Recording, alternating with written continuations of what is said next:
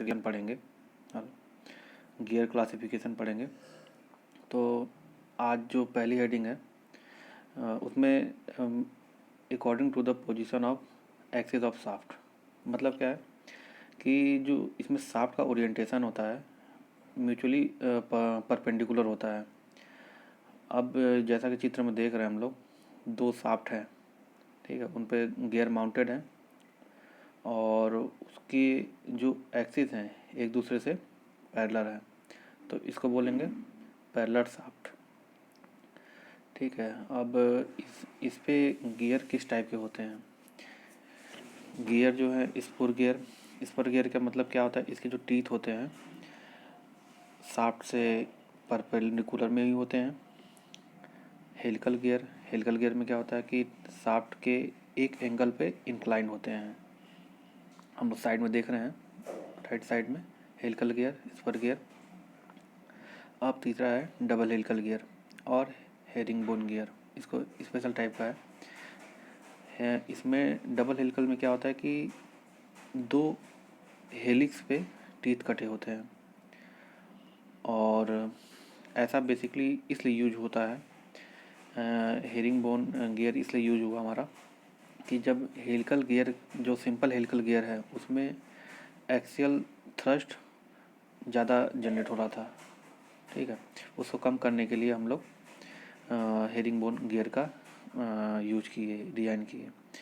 बाद में समझेंगे हम लोग कि एक्सियल थ्रस्ट और रेडियल थ्रस्ट क्या चीज़ है, ठीक है। अभी हम लोग गियर क्लासिफिकेशन पढ़ रहे हैं तो उस पर ध्यान दें। इंटरसेक्टिंग शाफ्ट सेकंड पार्ट है गियर क्लासिफिकेशन का, इंटरसेक्टिंग शाफ्ट। उसमें क्या है कि ये जो हम जिस टाइप का गियर देख रहे हैं, उसमें जो शाफ्ट की जो एक्सिस है वो एक दूसरे को इंटरसेक्ट कर रही है और उसके ऊपर दोनों शाफ्ट पे इंक्लाइन है, एक एंगल पे इंक्लाइंड है। और जो एक इस पे स्पेशल टाइप का गियर यूज होता है उसे बोलते हैं बेवल गियर। बेवल गियर में क्या होता है कि जो टूथ होता है वो एक्सिस के पैरेलल में होता है, तो उस पे उसको बोलेंगे सिंपल बेवल गियर। अगर वही टूथ एक एंगल पे होगा तो उसको बोलेंगे हेलिकल बेवल गियर, ठीक है। अब गियर क्लासिफिकेशन का थर्ड पार्ट है नॉन इंटरसेक्टिंग नॉन पैरेलल। अब नॉन इंटरसेक्टिंग मतलब इसमें शाफ्ट जो है पैरेलल भी नहीं होगा और इंटरसेक्ट भी नहीं करेगा एक दूसरे को। मतलब इसमें के जो टूथ होते हैं एक हाइपरबोलॉइड फॉर्म में होते हैं, जो रोटेशन होगा उसका हाइपरबोलॉइड फॉर्म में होगा, ठीक है। इसको स्क्यू बेवल गियर बोलेंगे और स्पाइरल बेवल गियर, एक स्पेशल टाइप का गियर है, ठीक है। अब इम्पॉर्टेंट नोट पे देखते हैं, इम्पॉर्टेंट बात क्या है। जब ये हमारा बेवल गियर था, उसमें जो शाफ्ट का ओरिएंटेशन था इंक्लाइंड था।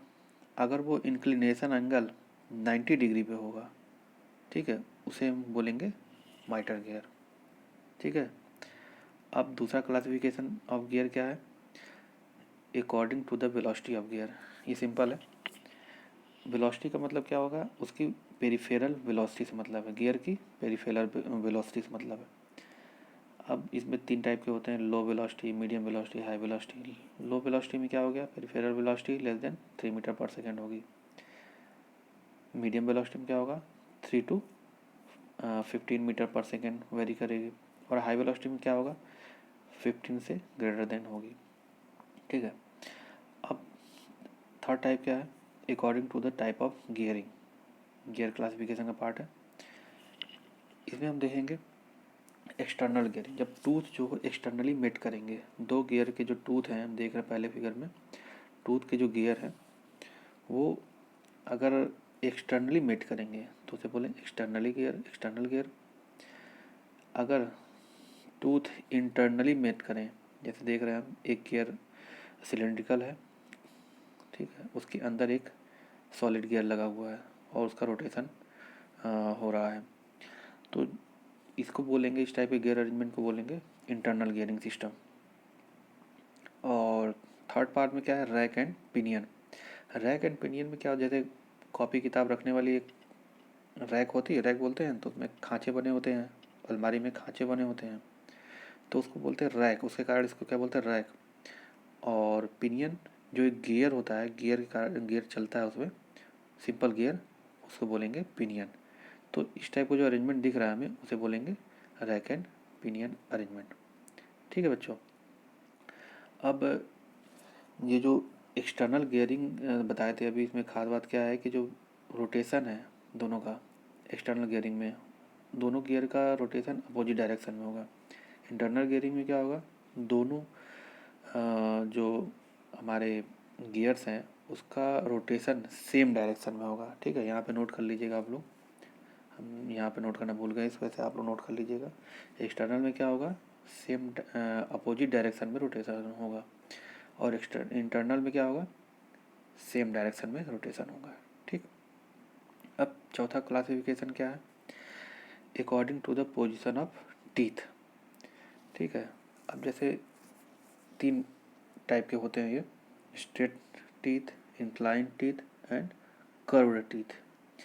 स्ट्रेट टीथ में क्या होगा, जो एक्सिस होती है शाफ्ट, शाफ्ट की जो एक्सिस है उसके पैरेलल अगर टीथ हैं तो उसे बोलेंगे स्ट्रेट टीथ।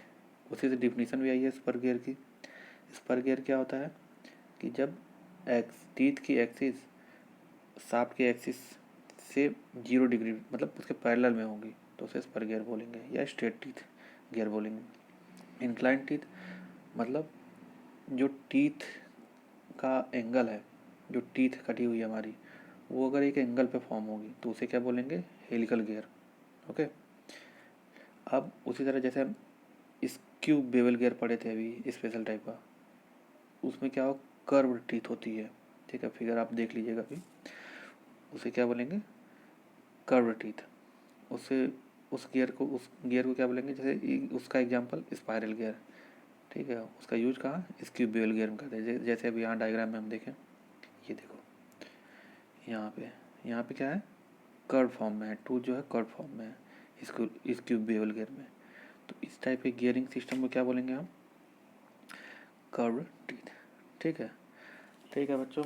अब हम नेक्स्ट पार्ट में क्या पढ़ेंगे, जो मेन टर्मिनोलॉजी यूज होती है गियर की। ठीक है, टर्म्स यूज जैसे pitch circle diameter, pitch point, pitch surface, pressure angle. ठीक है, एडेंडम डिडेंडम, ये सब चीज़ जो है नेक्स्ट पार्ट में डील करेंगे, क्योंकि वीडियो लेक्चर ज़्यादा अगर बड़ा बनाएंगे तो काफ़ी हैवी साइज़ का होता है और डाउनलोड या अपलोड करने में हमें दिक्कत होती है।